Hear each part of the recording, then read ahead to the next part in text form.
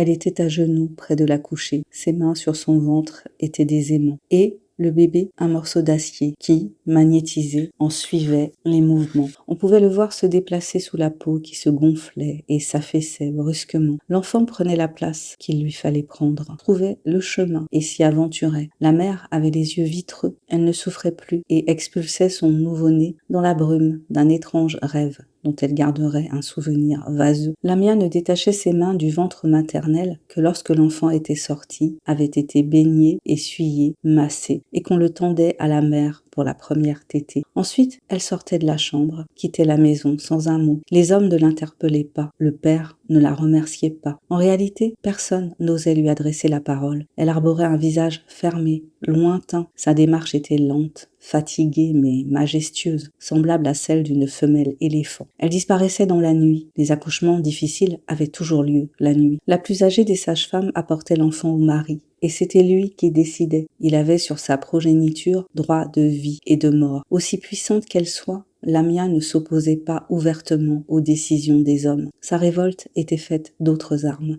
Avoir une fille n'était pas synonyme de joie dans le village, et l'on ne se souvenait pas de l'époque où l'arrivée d'un enfant, quel que soit son sexe, était un bonheur. Avoir une fille signifiait héberger en son sein un poids mort. Durant 16 ans, il fallait la nourrir. Regarder cette créature chétive s'alimenter, toujours trop, et n'être capable d'exécuter que des tâches domestiques. Leur structure fragile et leur émotivité rendaient les femmes impropres à la chasse et à défendre le village contre les intrus. Seule tâche digne de respect. Elles étaient cantonnées au ménage, au ramassage du petit bois, à la culture du lopin de terre qui fournissait fruits et légumes à leur famille, à la confection des repas et des vêtements. Elles élevaient les enfants aussi. Les garçons leur étaient soustraits dès qu'ils atteignaient l'âge de 4 ans, car, accrochés à leur jupe, jamais ils n'auraient pu devenir ce qu'ils étaient voués à devenir, des hommes. Les filles coûtaient mais ne rapportaient qu'au moment où enfin elles se mariaient. Le futur époux devait verser une dot pour obtenir l'objet de son désir, une dot composée d'animaux, de bijoux, de tissus précieux et de nourriture impérissable. Afendi n'aimait pas Lamia.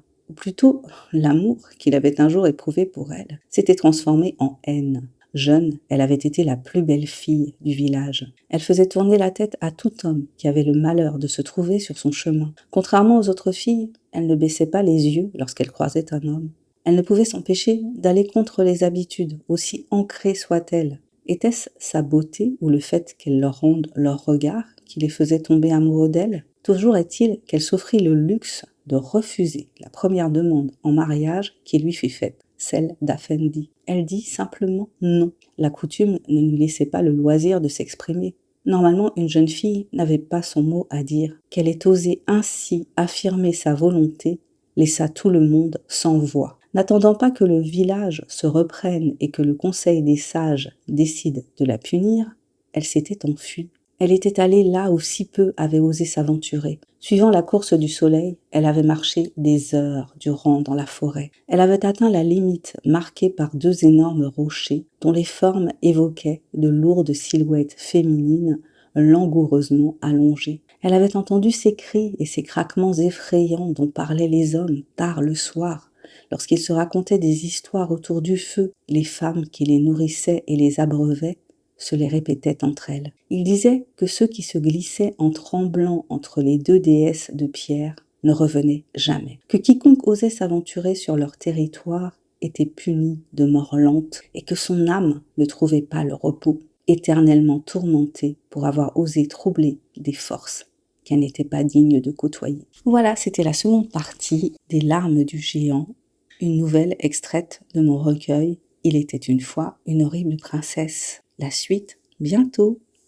Merci d'avoir écouté cet épisode des Blablas de Sandra. Je te dis à très bientôt pour un nouvel épisode des Blablas de Sandra. Allez, abonne-toi, commente si tu l'oses, like et partage. Et pense à découvrir mon dernier bébé de papier paru à ce jour, L'amour minimaliste, une romance qui parle de deuil, de résilience et de renaissance à travers un nouvel amour avec tendresse, humour, passion et sensualité. Bye bye!